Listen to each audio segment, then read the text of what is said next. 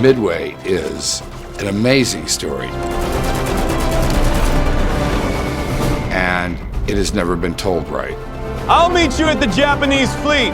There's some pivotal points in World War II that shaped what the outcome was for America. One of them is the Battle of Midway. I'm glad at least some of the boys still want to fight. Everybody was very conscientious about trying to make it real, and I think they got it right. If we don't knock out that airfield, they'll go after Enterprise. We're talking about a conflict that lots of good men lost their lives on both sides. So it's important that we are as historically accurate as we can be. So how wonderful for us that being historically accurate is still unbelievable and epic and exciting.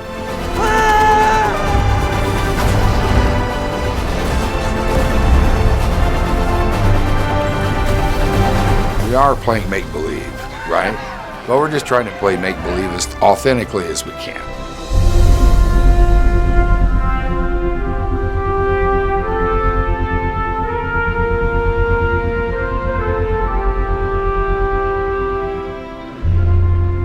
I was sitting down in the Roland Emmerich and we were having lunch, and I said, "What's the one that got away? What's the story you always wanted to tell?" And he said, "It's the Battle of Midway." And my jaw hit the floor because I've been obsessed with military history since I was a child, and specifically the Pacific Theater.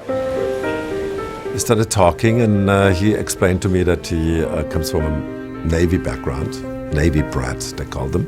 Well, my grandfather was Navy, and so, you know, some kids grew up collecting baseball cards. I grew up fascinated by World War II and what had happened. In the 7th grade, I made a diorama of the Battle of Midway. I'd always been fascinated by it.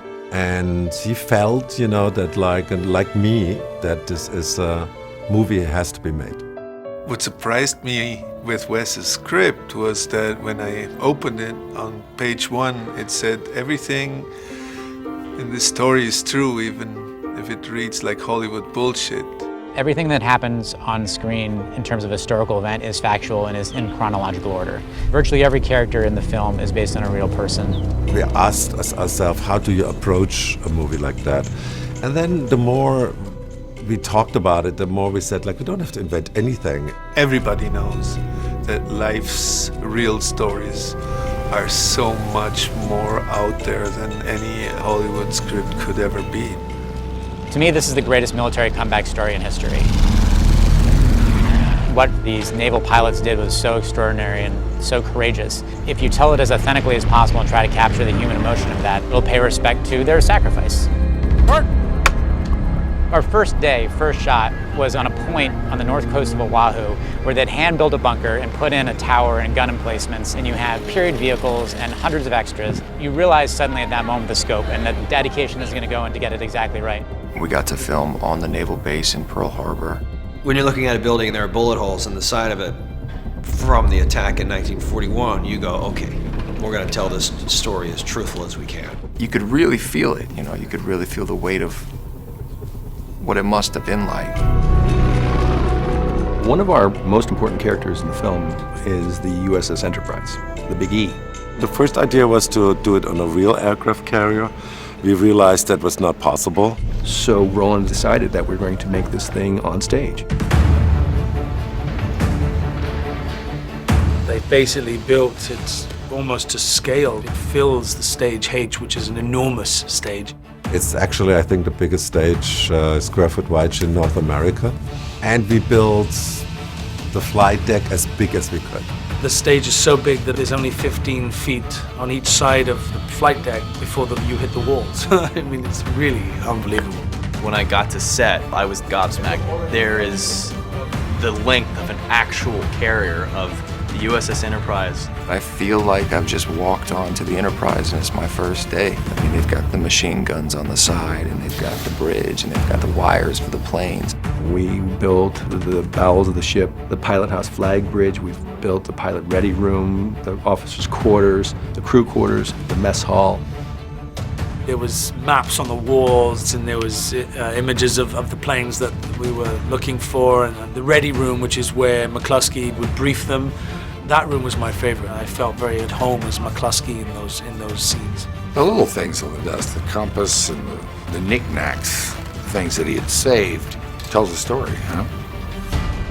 structurally had to be sound enough for not only 300 to 400 people on deck, but 2 giant aircraft.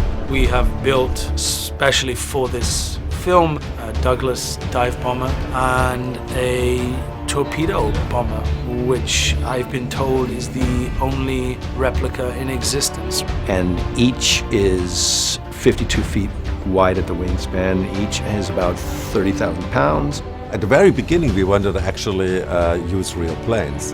At the end, we only used a real B-25 bomber, because that was like just too big to build.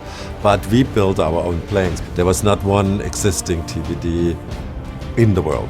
I worked with Kirk Petruccelli. So he went to the Smithsonian and got the original plans from these 2 planes. And then we built them, to the screw. The wings had to be mounted, the wings had to fold, the engine had to turn on, the exhaust had to work. It's extraordinarily detailed. The level of detail that they've done with the plane itself, it all seems like it could work. To be honorable to the guys who went up and down and, and died serving their country, we got the details right. The USS Enterprise hasn't existed since she was scrapped in the 50s, and yet we're shooting towards wide open ocean, and when you see the movie, you'll absolutely believe that it's there. There's a rumor that you told the Prime Minister that Japan can't win a war with the United States. I said we couldn't win a long war. We have several Japanese actors telling the story from the Japanese point of view. Japan is at the crossroads. We are emboldened by our invasion of China and eager to become a world power. I know Roland and the creators have worked tirelessly to show a truthful telling of both sides. We get 80% of our oil from your country. If that supply is threatened, it will force us into drastic measures. I think when you today make a war movie and you show one side really as the bad guys and the other side as the good guys, I think that then you don't do war justice. Because I think you have to understand what was the Japanese side. Don't push us into a corner. You must give those of us who are more reasonable a chance to carry the day. It enlightens people, it shows they're also human, they're also brave, so you can emphasize with both sides. 部屋から出てきてください。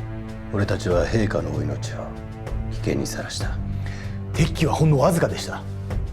It was always meant to be a story that doesn't favor America in the light of history. では、仕事に取り掛かろう。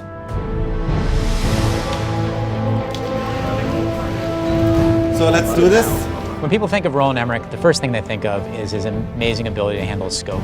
No one does this better than Roland. There's not too many directors who know how to do it. David Lean used to do this kind of scale. And he also brings that human story that raises the stakes. Roland is incredible at finding a way to have these moments that feel larger than life, but then suddenly make it feel very personal. That level of attention to detail and care sets him apart. The battle sequences and the battleships and the airborne battles look incredible. But also, there's a real heart to the story.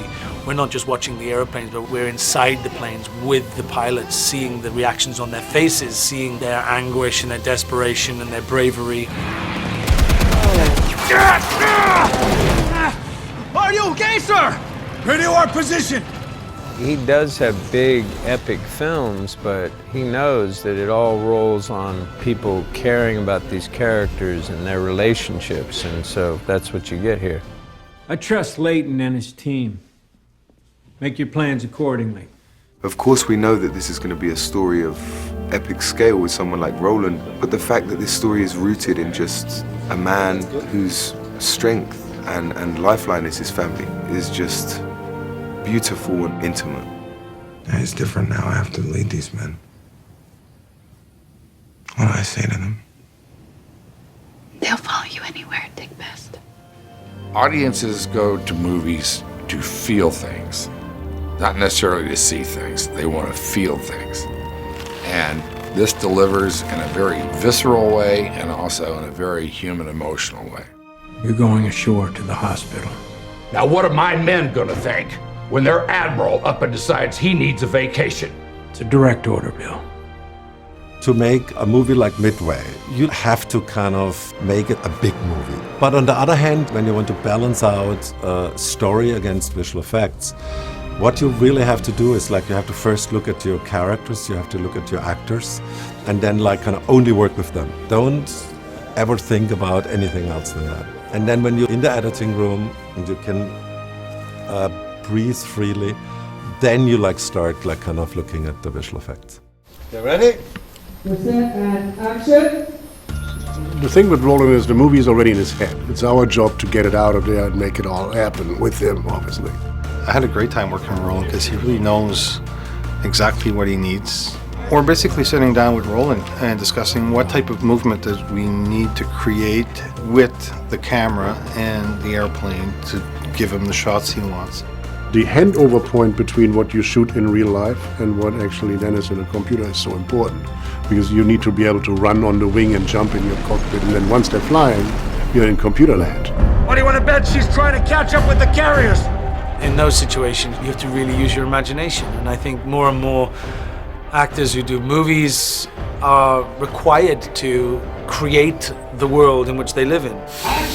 The ship, the wings, the other planes in your formation, explosions. There's so much you have to think about. And left, and right, and left, and right, and left, and right. Okay, and cut.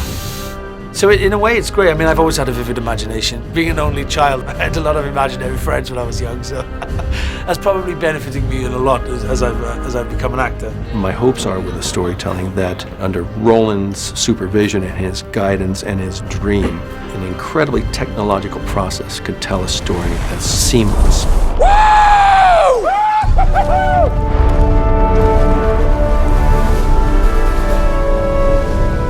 There are wars that need to be fought. This was one of them.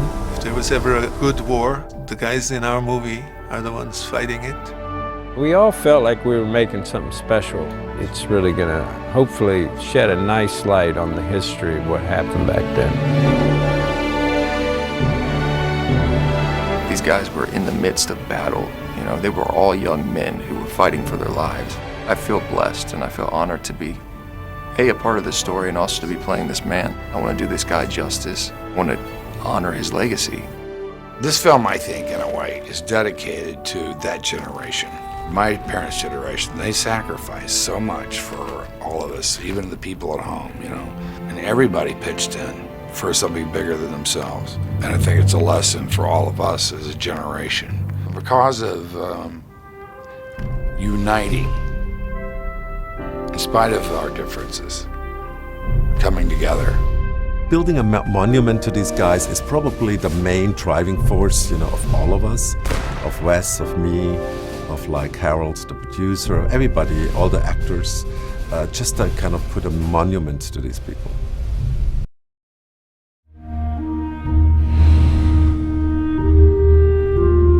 The whole casting for this movie was like the Battle of Midway itself. When I cast a movie, I have sleepless nights. And this not only for a couple of weeks, for months. It's a very important thing for a director to have the right cast, because yes, I would say the most important thing is the script, but the script, if it's good enough, will attract a certain cast, and the casting is more important than actually your directing, because they are on screen. It's an absolutely extraordinary cast, top to bottom. Why did they decide to be in the film? I think that these movies are increasingly rare. You know, this is a true epic. Now you're going into rotation, and as XO, it's my job to make sure you're working within a bucket of warm space. The Japs are waiting for us, so we need pilots who can hold their own. You know, we have such an eclectic cast. Everyone has their own different chemical and energy. I mean, where do I start? I mean, first of all, Woody Harrelson. On screen and off, he's a man with a energy, career, and personality to admire and to look up to. I've idolized him since White Men Can't Jump. I need this ship. Your count sails in 72 hours. He has a certain slight humor. He can make people laugh with very little. And he altered some of his lines. And they're big laughs. I don't care if he consults coffee grounds while doing the boogie woogie as long as the intel is good. Woody is a very well-respected actor by his peers, and you know, you went out to offer a part to somebody and they say who else is in it or who is Nimitz. It was like Woody Harrelson. Oh, okay. Send me the script. I thought it was a fantastic script. Yeah, really good script, very exciting story. And I think they got it right. And then the man playing Bull Halsey, Dennis Quaid. There is only one Dennis Quaid. I mean, it was an amazing experience shooting that one day with Dennis. He is a force of nature in himself. Best, I'm bumping you up from XO. You're the new skipper of Bombing 6. Good luck, boys. Roland came in with a picture of Halsey. He said, look, this is the real Halsey. You know who looks like that? I'm gonna call Dennis Quaid. He so loved to play that part. He altered his voice. I mean, he did everything he could. When I'm playing a real person, not just Halsey, but I played Doc Holliday, I played Gordo Cooper in The Right Stuff, I played a lot of people. I want to capture their essence. Signal the fleet, tell them it's time to haul ass with Halsey. Yes, sir. I think about if somebody was going to play me in a film, I'd at least want them to get it right. We got the order to launch! And then we have Aaron Eckhart, who's a phenomenal actor who I've looked up to his performances so much. If you ever Google the real life Jimmy Doolittle and you put the pictures next to Aaron Eckhart, you go like, what? Is this even possible? Especially today, I really cherish heroic films. If we bomb Tokyo, we'll be the first enemy in Japan's history to hit their home territory. I like films of American history, films where we came together, we have a common bond. I'll see you all in China. And of course we have Patrick Wilson playing Leighton, who is so perfect for that. He looks so intelligent and eloquent. I'm the intelligence officer responsible for overseeing the greatest intelligence failure in American history. Whatever Patrick does, he feels honorable. I always like saying this, it's so hard to feel honorable on a movie screen. I loved hanging out with him. Really funny guy, really smart, terrific actor, very focused and professional, and I thought he brought a lot to that character. It's an honor to play him, it really is. And once you read his book, you see the battle scars that he wore for feeling like he didn't do enough for Pearl Harbor, and he was not going to let that happen with Midway. And then we have Luke Evans, who is a phenomenal actor, a wonderful gentleman of a man. And like Dick Best, the reason we're gonna win this war. And a man that used to live in the same apartment block as me. So we lived together like about 8 years ago, for about 4 years. So it's a wonderful twist of fate that we can finally work together. And he's such a generous and honest, natural actor. Actually, Luke Evans is one of the sweetest, most best actor I've ever met in my life.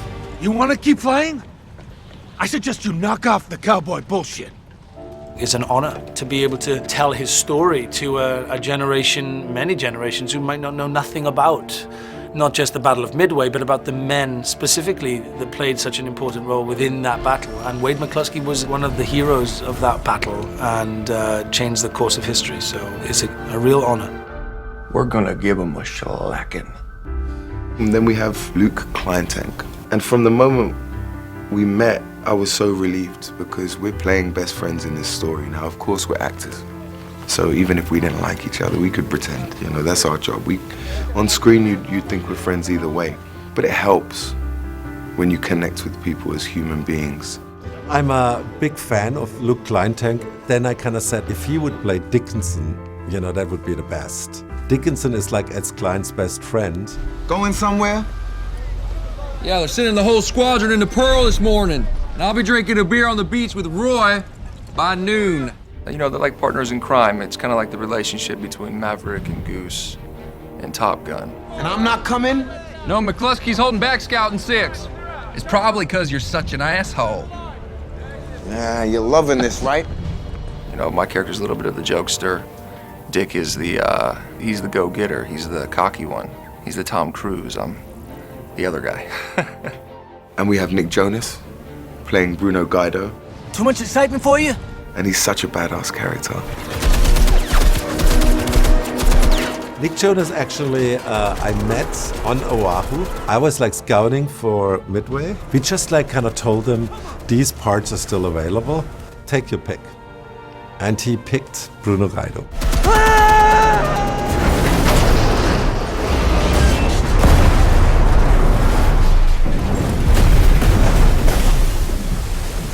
And then we actually at one point, said, don't you want to play this character? It's much bigger. He said, no, I want to play Bruno Guido. A really important moment for me was when I put this costume on. I thought back to pictures of my grandfather who served as well, and immediately sent the picture off to my grandmother who gave me her stories. And I think my version of this is a combo of the stories I know to be true about Bruno, and at the core of all the stories I've heard and pieces that I have, his bravery really spoke to the men and carried them through moments that were perhaps even more challenging. And a big FU at the end is sort of a nice way to cap it all off. I had a lot of friends at Pearl Harbor. So how about you go fuck yourself? And then we also have the wonderful Darren Criss, who plays Lindsay. I'll meet you at the Japanese fleet. Darren Criss was a surprise for us. He had read the script and he says, what part is left? I want to be in that film. We said actually only like a relatively small part of Lindsay. He's a torpedo bomber. And then he said, okay, I will do it. He just wanted to be in the movie.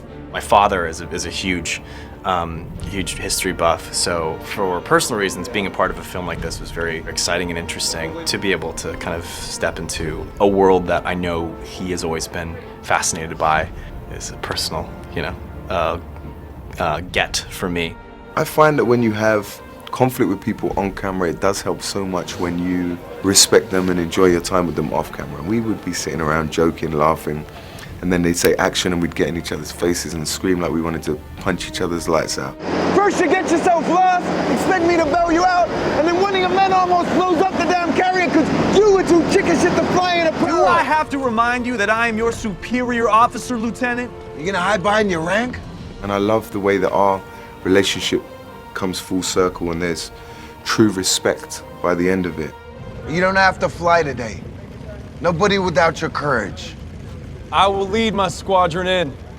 The most difficult part of the whole casting was to find Dick Best. Good luck, sir. Because he was the center of the film. There was a long anticipation of who is gonna be Dick Best, who is gonna be Dick Best. Ed came really late. Ed had this torn personality. He's not like a pretty boy. You can just look at his face and see his inner turmoil. That Scrine is perfect for this part because he has this wildness to him. I think he has these layers. This isn't how Ensign Hunt used to fly. Which is why Ensign Hunt is now counting seagulls in San Diego, and you're here with me. He has this cocky layer where he's almost like a borderline an asshole. Are you trying to get court-martialed? I had an electrical issue. Could have happened to anyone. He is the most talented pilot in his squadron, but I think he's a pain in the behind for his squadron leaders. The Japs out there killing our friends. Let me put a 500-pound bomb right down their goddamn smokestack. We're not changing tactics just because you want revenge. And then he can go all the way to the softy, sweetest man with tears in his eyes and loving father, husband. Was Roy aboard to Arizona? Yes. We're checking all the hospitals, but nothing yet. Tell her I'll find him. And cut. There's a real enthusiasm in doing this film and a real camaraderie. Everybody wants to bring it. I feel very lucky to be here amongst so many amazing cast members. If it's not a great performance, I'll blame myself for trying to be something that maybe I wasn't, but if it's great, then I'll say, yeah, it's because I was trying to be like that. It's a pretty testosterone-filled cast, but there's no testosterone off camera. And so we had our amazing group. They're all pretty much ensemble, and they all have their fantastic hero moments. But I feel like each one of us represents more than just one person, you know? It's a band of brothers and brotherhood, so yeah, we're all kind of speaking for many men.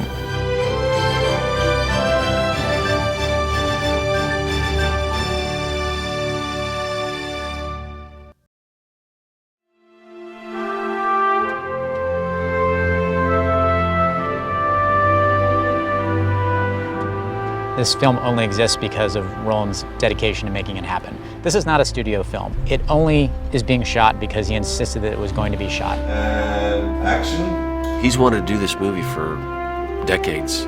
I think it's been 20 or 30 years. Let's go again. He told me very early on he has wanted to make this movie for a long time. That's why he's working with the Navy. He's been desperate to tell a truthful, epic tale of Midway that hasn't been done.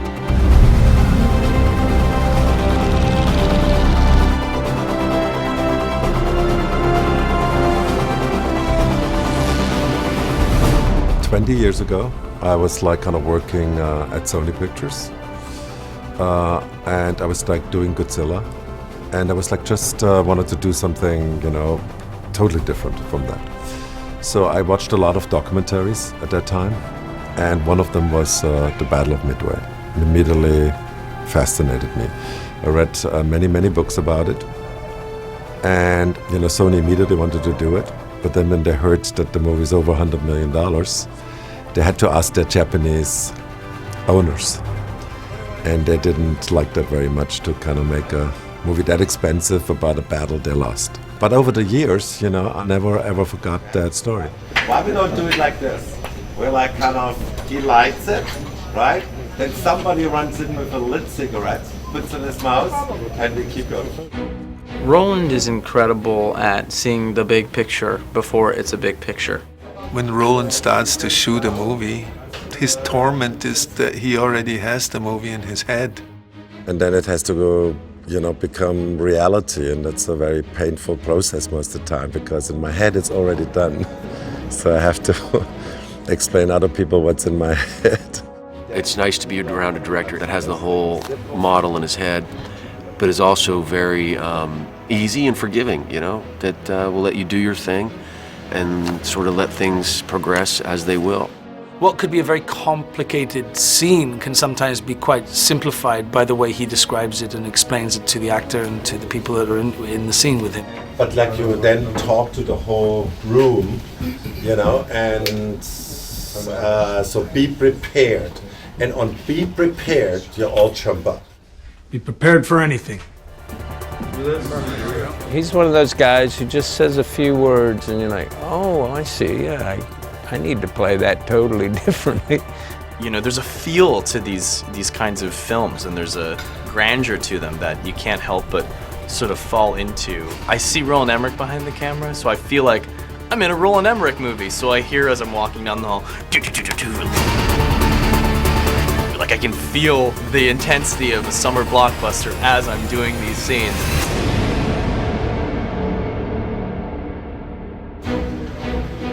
You know, before I met him, I was picturing someone, you know, very just tough, almost barbaric kind of, you know, these big movies, just so visceral and wild and violent at times. When you meet him, he's just the sweetest guy, you know. He's just this kind of loving, sweet, fun, humorous kind of guy. And something I didn't expect. I thought he would have been a little more crazy, but he's not. And cut. Okay, we go in again. I told him after a couple weeks, I said, there's nothing that phases you. I think when you're Roland and you deal with the scope of some of the movies that he does, nothing is too big. I mean, this is a massive film, and yet he just directs every moment to moment to moment to moment. So let's rehearse. And if you watch the man on set, his unflagging energy that drives the crew through the day, his tireless dedication to getting everything absolutely correct, whether it's the historical details or the shots he's putting together, the actors' performances, And you see that every day with him. Every single shot, he will run in there and fix something. Turning around. Okay, let's shoot one. Let's go. He passes Patrick. Let's do it. Shoot it. Can we go to an 80? Okay, let's go again. Good job, guys. Good job. There's a great amount of passion and fun and love for filmmaking. So it's a extremely positive, passionate set, which is nice to be a part of, especially when you feel like you're telling an important story. Okay, so that's it.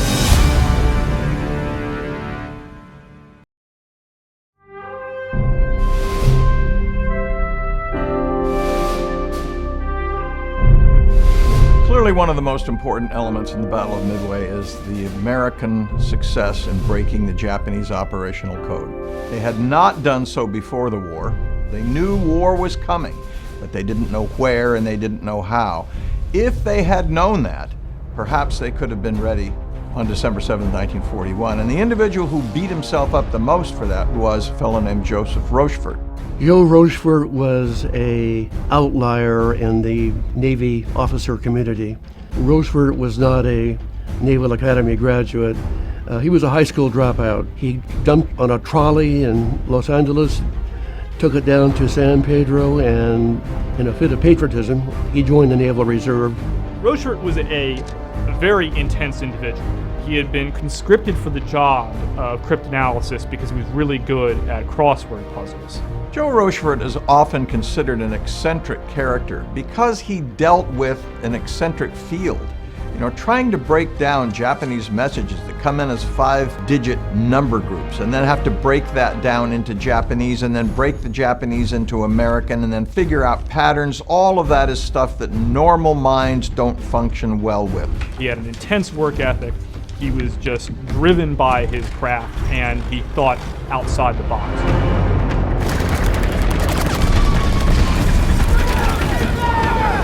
When Pearl Harbor happened, Rochefort feels guilty. He feels as though he missed it. Pearl Harbor was certainly the greatest intelligence failure in American history. We were caught napping, and as a result, more than 2,000 young men died. In the months following Pearl Harbor, Rochefort is an obsessed man. He is seeking redemption from what he regards as his failure. Rochefort is running this unit called Station Hypo in the bowels of the Navy Administration Building, which is a windowless, dank, kind of clammy place. But he creates a culture down there that kind of fit his personality. Didn't realize that the Navy had so many trained code breakers. We don't. Most of these men were in the band on the California. But since we don't have much use for bands these days, Rochefort thought that their musical abilities might make them naturals at breaking the rhythms of ciphers. Rochefort understood that intelligence gathering is more than simply decoding things. It's also about interpreting the information that you have gathered. And this is one of the things that set Rochefort apart. One of the great skills that Joe Rochefort brought to this was his understanding not only of the Japanese language, but of Japanese culture and Japanese thinking, so that he could piece together little snippets and figure out what it meant. There's a legend developing around Rochefort that he's some kind of an eccentric, wearing a red smoking jacket along with slippers.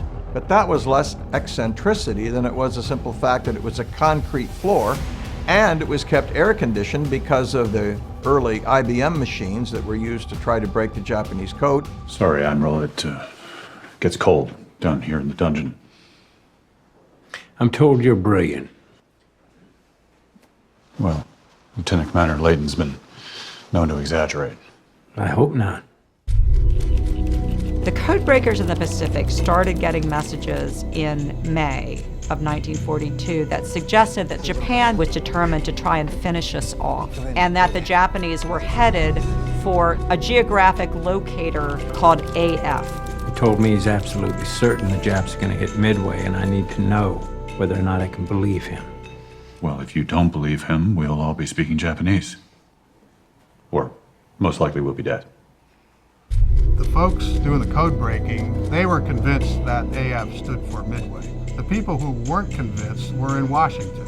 We all have access to the same raw information, but over here is where our paths diverge.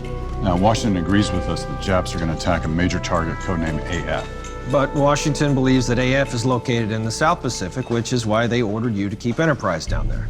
You gentlemen need to convince Washington that the Japs' real target is Midway. And the ingenious way was they sent a message that said, oh, they're running out of water at Midway. And then the code breakers pick up Japanese message traffic that indicates, hey, the water supply at AF is broken. And is their water plant broken? Not that I know of, sir. But that proves Midway is AF. Admiral Nimitz was convinced that this is worth the risk. It is worth sending the American fleet to Midway to ambush the Japanese. This is their one and only chance to catch them flat-footed. Give our pilots the enemy position. Tell them to attack. Yes, sir.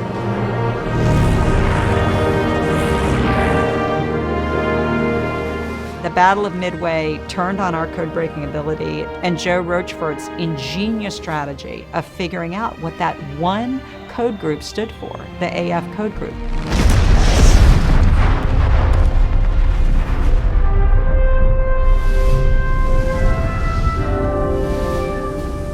The conclusion after World War II was that code breaking shortened World War II by at least a year and saved thousands of lives in the end.